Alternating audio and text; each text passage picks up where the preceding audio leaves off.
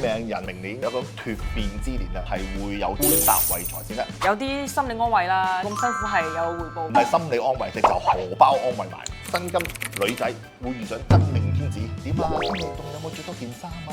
好熱心，好關心。即係好難以拒絕咯。由2025開始去到2027年，正到不得了。但係新約金命人咧，要重點注意一下。嚇點解啊？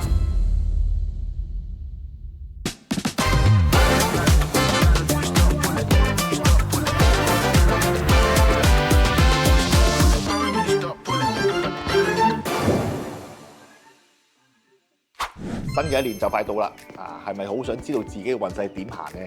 好多人咧就問我，點解有人做生意風生水起，有人打工10年如一日？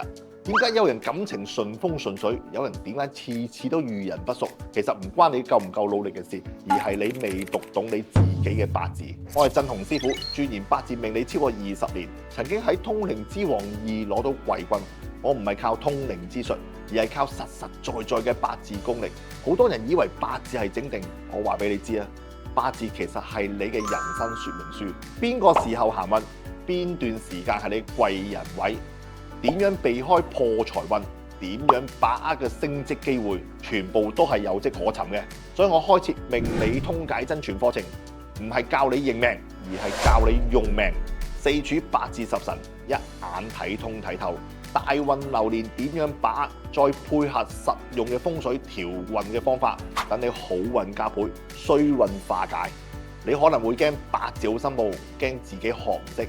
我教過無數零基礎嘅學員，由睇到唔明天干地支，到而家可以自己斷吉凶。因為我嘅教法就係將複雜嘅內容變成生活用得着嘅智慧。新嘅一年，與其等人幫你改運，不如自己掌握命運嘅密碼。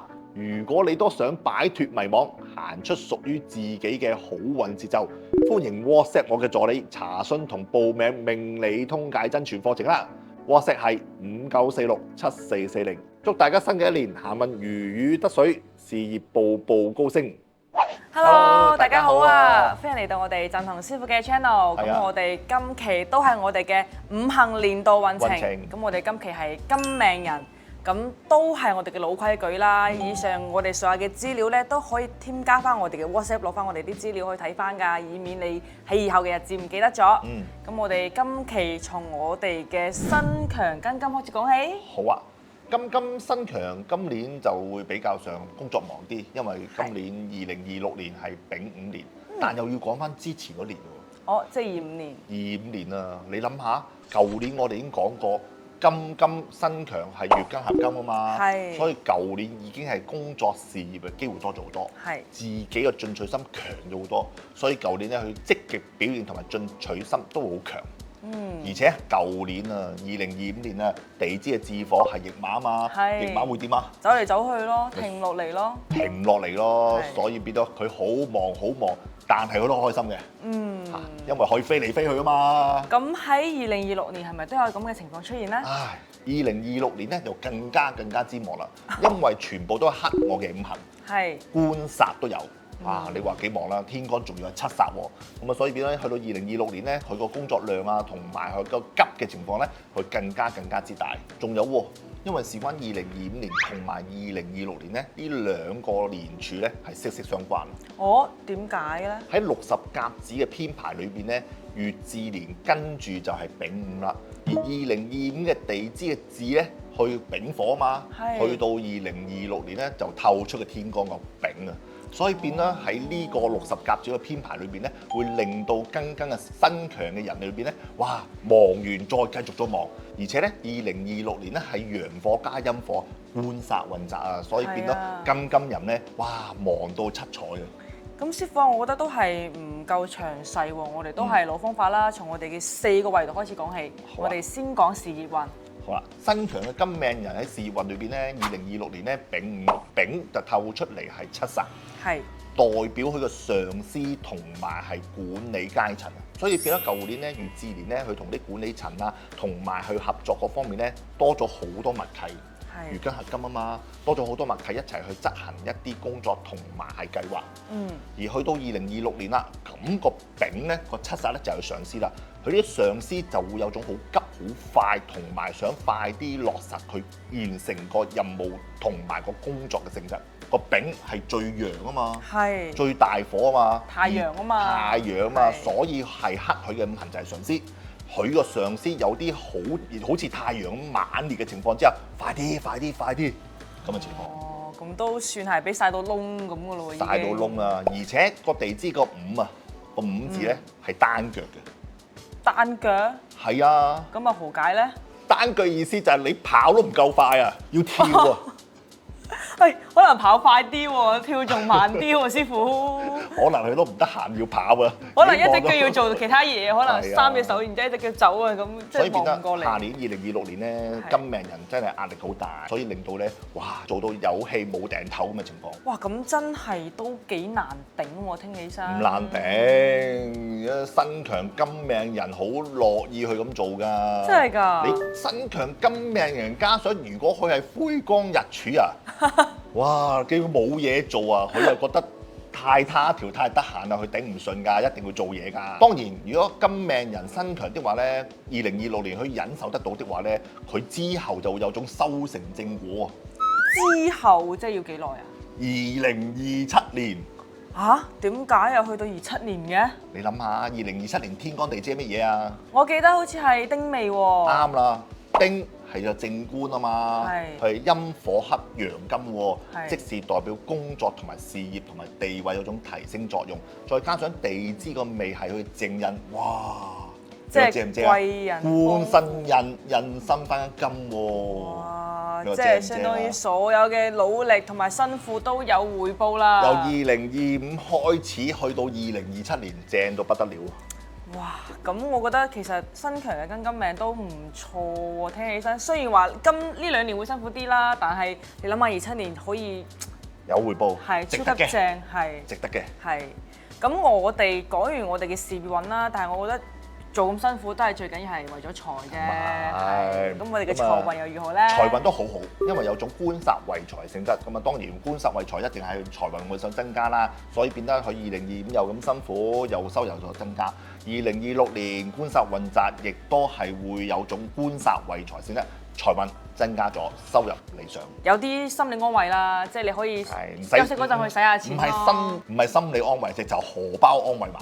但係有時荷包安慰都係相當於係一種心理安慰，因為你會覺得我咁辛苦係有回報嘅。咁啊，總之荷包填滿咗啦，嚇，好充實㗎啦會到時。咁事運財運都 OK，咁我哋嘅姻緣又會怎樣呢？咁啊，姻緣我哋先講女命先啦嚇。女命嘅姻緣嗰方面咧，桃花都會多咗好多。咁啊，女命克我嘅五行就係呢個感情啦、男性緣啦。咁如果單身嘅選擇會多咗好多啦。咁啊，如果已婚嘅人士咧就要注意一下啦。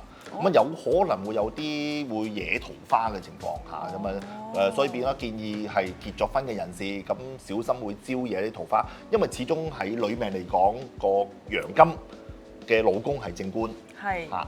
2026年個天干見到個丙係七煞，係一啲惹桃花同埋一啲唔應該遇上嘅桃花，所以變得老公就係正官，出邊嘅男性緣就係七煞。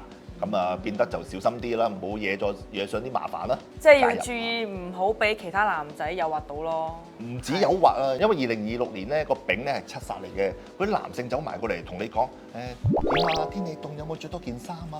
好熱心，好關心。即係好難以拒絕咯。但係我覺得睇到我哋今期節目嘅女性咧，就一定要小心啲係啊，咯，多個心眼咯。始終屋企個就係正官，係出邊嗰啲就係七煞，係啦，費事煩啦。係咯，咁我哋講完女仔啦，咁男仔又有咩表現咧？男仔就比較普普通通啦，因為事關就比較冇乜特別會有桃花啦，因為而且工作好忙啦，係咁啊工作量多，少時間識異性，咁啊亦都係冇財星。2025年本身已經係合咗正財噶啦，如果2025年都冇白嘅，咁啊2026年就繼續就單身就單身咯。哦，即係都係努力將個心思放喺工作上邊，爭取有回報嘅喺以後嘅年份係啦，有收穫嘅，係係啦。先儲錢啦。儲咗到時錢先啦。遇到一個啱嘅人可以結婚啦。買埋樓啦。係啊，咁我哋講完我哋嘅姻緣啦，就睇下我哋嘅健康方面。庚辛強嘅就健康都正常嘅，係工作量比較大啲，咁啊休息時間少咗，咁啊注意下健康啦、飲食啦，係疲勞過度嗰種病咯嚇，係最主要唔夠休息同埋壓力大，咁啊但係辛強金命人夠硬淨啊嘛，係，所以夠強啊嘛，頂得住。係啊，身形都強啲嘅，係所以變得就會頂得順嘅。OK，咁我哋講完我哋嘅辛強庚金啦，我哋睇下我哋嘅辛弱庚金有冇咩唔同？又要講翻舊年喎，2025年，咁啊機會都多咗，佢自己進取心都強咗嘅，但始終有辛弱啊，咁啊你諗下，金好似一把劍，咁啊月同金合住，月係木嚟噶嘛，好似一把劍套咁樣套住咗。咁啊變得嗰把劍裏邊咧個保護性啊，甚至乎係有啲月金嘅合色合金嘅情況之下，有種幫助性，令到喺事業上同埋工作上咧得以暢順，同埋機會進取心都會容易成功嘅。咁啊去到下年啦，2026年啦，丙午年啦，冇咗月木，冇咗個劍套啦，咁啊嗰把劍金赤裸裸咁樣，俾個丙午烈火熔金啊！哇，靠自己去劈去打。辛弱係咪辛苦好多？再加上2026年嘅丙午正官七煞去烈火熔金，嗰種壓力同埋個工作量幾澎湃，令到佢覺得哇好焦慮同埋好焦急，而且個人咧好憂心咯。咁我哋都係老規矩啦，從我哋嘅4個維度幫大家分析一下啦。從我哋事業開始講起。事業嗰方面，2026年咧金命人辛弱咧就會比較上容易失去工作，始終。2026年丙午年整體全球經濟咧，即係麻麻地嘅，各個國家同埋各個市場都有自己嘅問題，咁啊都係大環境嘅問題啦。而今年2026年咧，金命人辛弱咧，就係真係比呢個丙火同埋係呢個午火係壓力同埋去壓迫感咧係強好多，咁啊所以變得咧，我建議金命人辛弱嘅工作咧就俾心機。放鬆啲，唔好俾自己太大壓力，而令到自己個工作會有種錯失被責備嘅情況。即係可能有時你越係着緊，越係想快啲做好，你越係做唔好。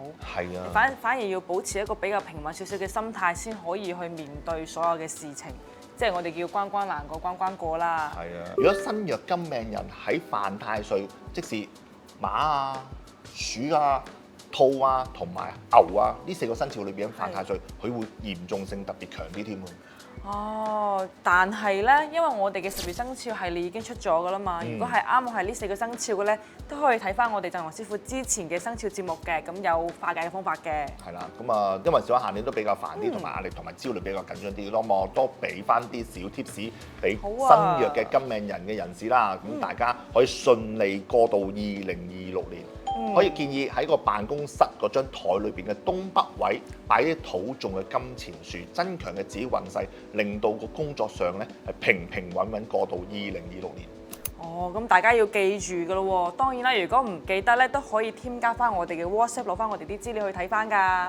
咁工作嘅壓力已經咁大啦，咁財運方面有冇少少安慰咧？真係唔好意思啦，就今年嗰個財運就比較上係差啲啦。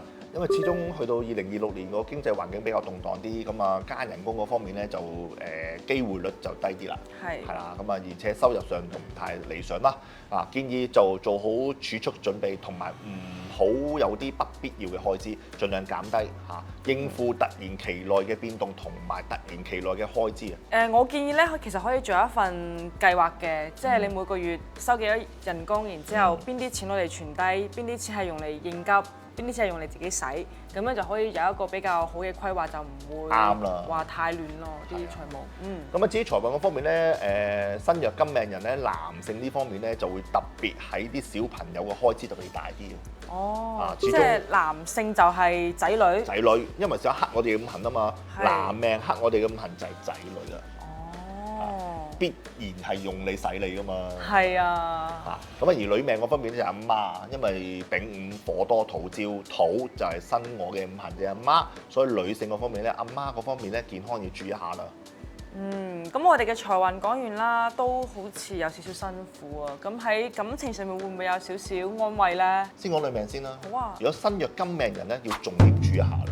點解啊？如果你屋企裏邊咧個老公或者男朋友咧本身有種燥底或者有種暴力傾向，咁啊出年丙午年就真係要小心啲。因為丙午就係七煞同埋正官啊嘛，咁啊已經係好旺好強嘅火啊，咁我會助旺咗嘅情況之下咧，令到你嘅男朋友同埋身邊嘅異性咧就會有種暴力傾向，咁甚至嚴重嘅就會有種家暴嘅情況。哇！咁咪真係要特別注意啲㗎啦。係。即係相當於如果係你知道你自己嘅老公脾氣比較大啲啦，咁你就可能要喺其他方面忍受一下啦，費事即係兩個人真係嘈起身嗰陣喐手啊，或者係控制唔到情緒嘅情況發生咯，都係要保護好自己。咁我哋講咗係有男朋友或者係結咗婚㗎啦，咁我哋如果係正常嘅單身女性呢？桃花嗰方面 OK 嘅，係會多咗嘅，因為始終又會有丙火，又有午火，咁啊亦都會容易喺啲朋友聚會啊、餐廳啊、飲食啊、娛樂場所裏邊咧，會識到男性朋友啊。咁我哋呢啲單身嘅女性咧，都要去仔細咁睇下佢係咪脾氣暴躁啊，或者係有暴力傾向㗎咯喎。係啊，咁就可以規避一下。係啦。如果唔識選擇，可以點樣做啊？可以添加我哋嘅 WhatsApp。係啦，揾我幫手睇一睇。係啦，攞到佢嘅八字，即刻發俾我哋嘅振鴻師傅睇下，OK 喎，咁啊就可以拍得拖㗎啦。係啦，跟住我哋講男命啦。咁啊身弱金命人男命，如果2025年你有合適嘅對象，就盡量喺2028追到手。咁即係2026年追唔到㗎。冇㗎啦，2025年你追唔到，2026年俾人追咗啦。咁真係，如果睇到我哋呢期節目嘅男命庚金身弱嘅話，就一定要快啲把握機會，因為留俾你嘅時間已經唔多啦。咁啊合適對象，今年鼓起勇氣啦，追埋到手，2025年一齊過聖誕節啦嘛。係啊，所以一定要俾心機，進取少少，主動少少，係啦。咁我哋感情運咧就差唔多啦，咁我哋又睇下我哋嘅健康方面。健康嘅方面咧，因為身弱啊，好多火啊，黑自己啊，緊張、壓力、焦慮多咗好多咁啊，而且工作量都大好多，咁啊食唔定時啦，咁啊可能就好多嘢做啊，忘記咗食飯或者食飯時間唔定時，咁啊令到自己個腸胃比較差，咁啊2026年就會大腸嘅問題會比較上嚴重多啲啦，咁啊肚瀉啊或者腸胃炎嗰方面咧就會多啲，建議戒食一啲熱氣、燥熱、煎炸嘢同埋燒烤嘅嘢。咁其實問題都唔係特別大嘅，只要稍微自己注意一下都 OK 嘅。咁我哋其實總體聽落嚟咧，我哋庚金身弱嘅情況咧都係比較差少少啦。唔使太擔心啦，反而越擔心咧越係做得唔好啊。根據我呢個風水佈局擺好位置，小心謹慎，做嘢嗰方面咧按部就班，平平穩穩就好快過咗一年㗎啦。咁我都有一個節目要推薦俾大家睇下嘅，就係我哋嘅振鴻師傅嘅新節目叫《財源廣進》。咁入邊會有振鴻師傅通過八字命理啦，同埋我哋有專業嘅一啲財經類嘅博主專家幫大家去兩方面結合嚟分析一下呢個情況。大家可以去睇下有冇啱自己嘅，或者係可以投稿俾我哋啦，都係 OK 嘅。係。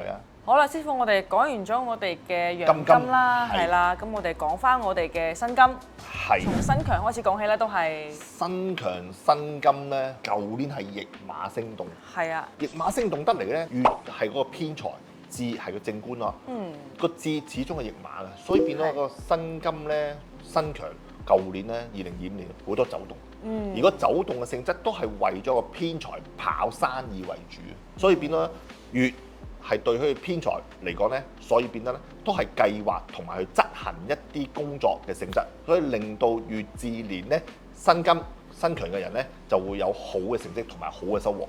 因為始終嗰個天干都係透出咗偏財嘅，所以跑數得嚟咧都會有成果有收入嘅。係啊，跟住我哋要嚟緊講要2026年啦。係。2026年就對於辛金新強嘅人咧，哇，好有意思同埋好有意義嘅。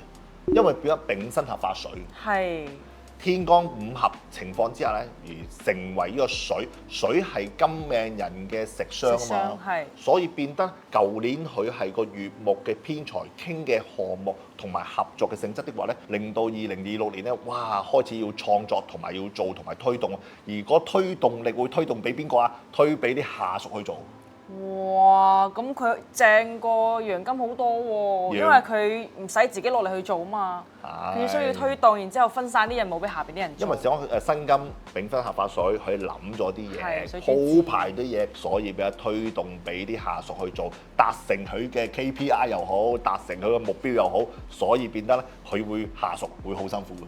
哦，咁都算係對於佢自己嚟講啦，好非常之 OK 喎。係啊，但係我都係想更加之詳細啲啦，我哋都係老方法，從4個維度開始講起。好啊，我哋先從我哋嘅事業開始。好啦，新強嘅辛金事業嗰方面咧，就會被2026年咧上司咧有一種壓榨同埋要求高嘅情況。你諗下，辛金合丙喎，個丙係合住裏邊咧，即使嗰種推動力同埋壓力嗰方面幾大啊？其實嗰個推動同埋壓力嗰方面咧，係2025年個地支嘅巳火開始嘅。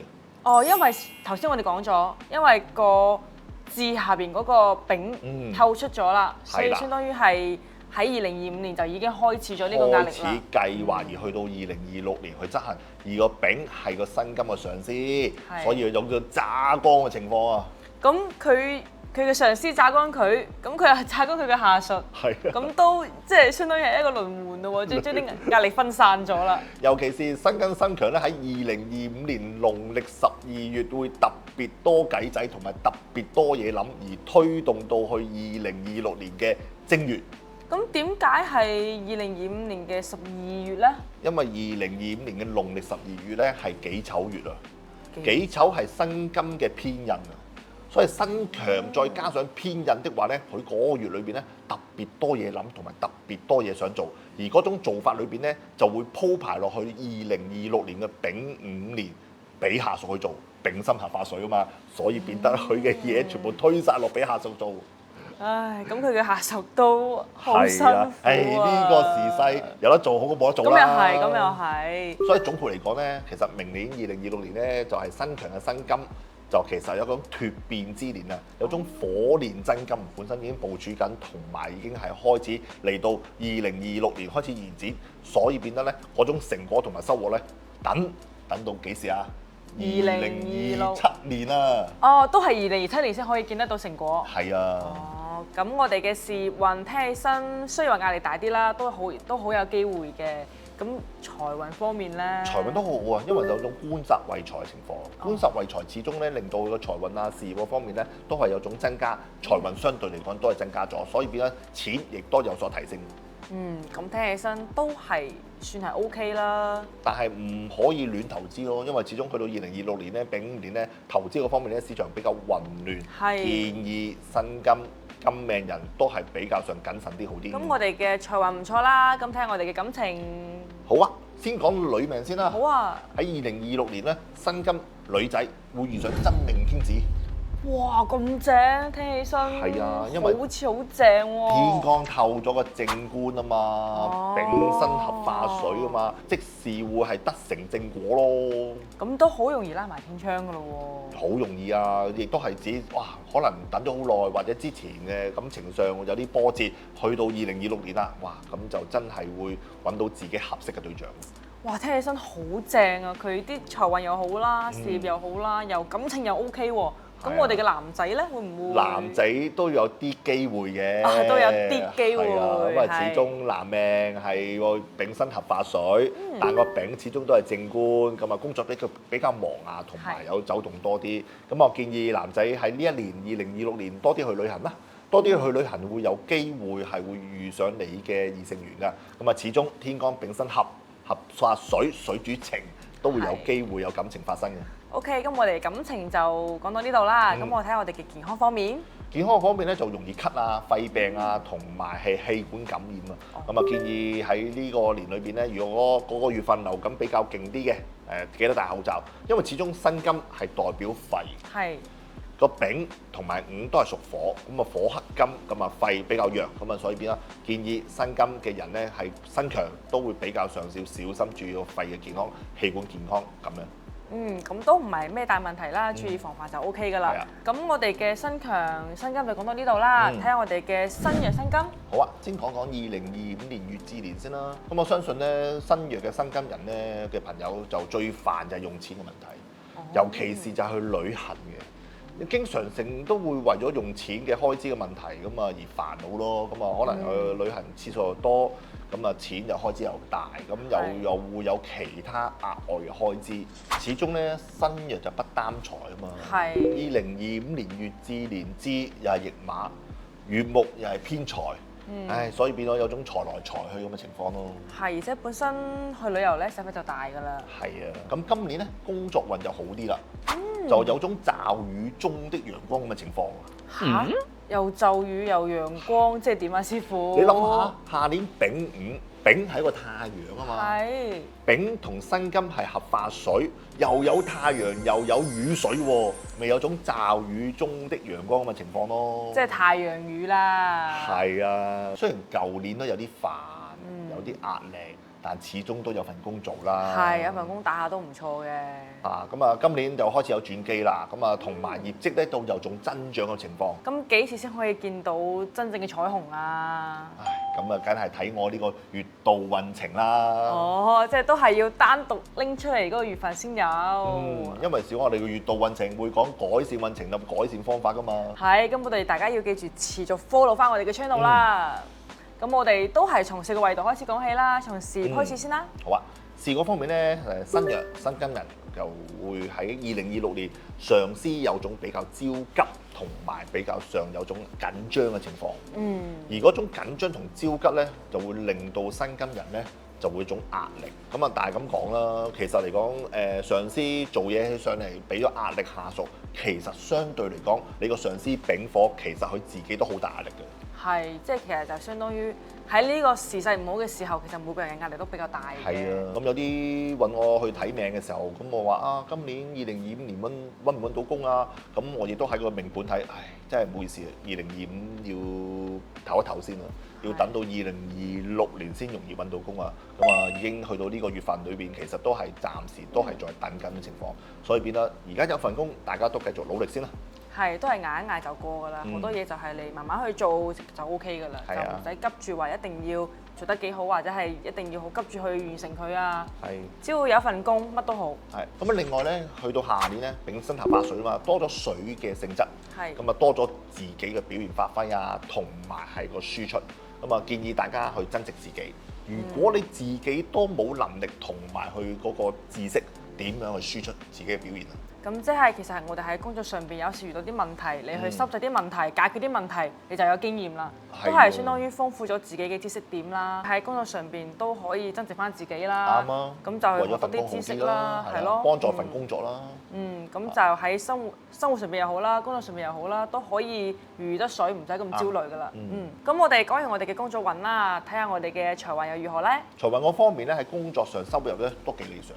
係，因為始終丙辛合化水，咁啊多咗啲收入嘅，咁啊多咗啲咩啊？咁啊加人工啦，咁啊我相信都係加少少啫，唔會加都好理想嚇。始終個經濟環境唔係太好啦，係啦。始終丙辛合化水個水嘅性質唔強，加到丁點咁多，咁啊大家都冇要求太高啦，因為始終有一格都唔錯啦，係咯。但係旅遊嗰方面咧就會開支比較大咗啦，咁啊所以變咧人工加咗少少，咁啊旅行開支比較大咗，咁啊建議就唔好有種衝動消費啦。辛金日元嘅人咧好中意買啲細件精緻嘅物品啊，而且去到丙午年個丙咧有種浪費嘅情況啊，可能佢又比較壓力大啲啦，又有時有種衝動消費啦，買咗翻嚟先算啦，但係買咗翻嚟咁啊又冇用到咁嘅情況咯，咁啊建議細件平平地算啦。唔好買啲貴嗰啲咩啲鑽石啊，細粒嗰啲。係，即係都係要規劃好嘅自己用錢嘅嗰方面咯。係啦。可能有時壓力太大，可以去消費一下嘅，但係要克制自己，唔好成日亂咁嚟。咁 OK 啦，講到鑽石啦，咁你哋肯定要講下姻緣。好啦，咁啊先講女命啦。係。身強身弱都係噶啦，一樣噶啦，天干五合。丙辛合化水啊嘛，水主情啊嘛，咁啊個丙又係個正官喎，哇有種如魚得水啊，得成正果咁嘅情況。又遇到自己嘅正緣真命天子啦，係啊，如果拍緊拖咧，就會拉埋天窗咁嘅情況咯。好正啊！咁我哋嘅男仔咧，男仔都係咁啦，身強身弱都好啦，都係有啲機會嘅，多啲參與朋友嘅聚會啦，而且多咗好多朋友嘅聚會的話咧，又請你飲的話咧，你都係參加啦。雖然一個人去參加都係要俾錢，但係都有機會喺嗰啲地方識到異性緣嘅。即係有可能你嘅女性朋友啦，請你去飲喜酒。係啦。咁然之後，你喺佢嘅婚禮上面識到一個佢嘅閨蜜，咁你哋又一拍即合，又有所以變咗得拍拖啦。建議咧，男命咧就多啲去啲娛樂場所啊，因為娛樂場所屬火，係喜宴就屬火嚇，餐廳、酒吧嗰啲就屬火，咁啊變得去嗰啲地方啲話咧，就容易有啲異性緣結識㗎啦。即係機會大啲。嗯，咁睇下我哋嘅健康方面。健康方面係正常啦，因為始終丙山合法水，咁啊工作量嗰方面壓力大咗啲嘅，但係亦都唔見得有啲健康嚴重嘅問題嘅。咁都係平時自己多啲去做下 gym 啦，運動一下啦，保持自己嘅身體健康就 OK 㗎啦。係啦。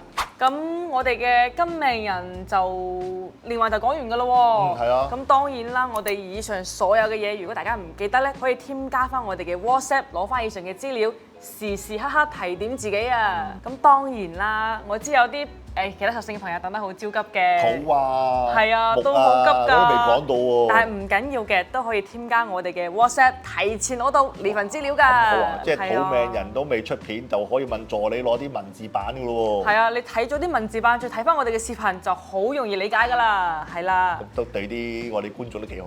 係啊，一定要貼心啲㗎嘛。咁我哋今期節目到呢度就差唔多啦。咁期待我哋下一個五行啦。好啦。咁我哋下期再見，拜拜。咪走住，知你都未睇夠㗎啦，專登留咗個財富彩蛋俾你。咁啊喺我新節目《財源廣進》裏邊咧正式上線㗎啦。我會用玄學提升你個命格裏邊嘅財運，邊個行業適合你，幾時做咩容易發達，一次過同你講清楚。快啲 click 右上角條 link 睇下啦。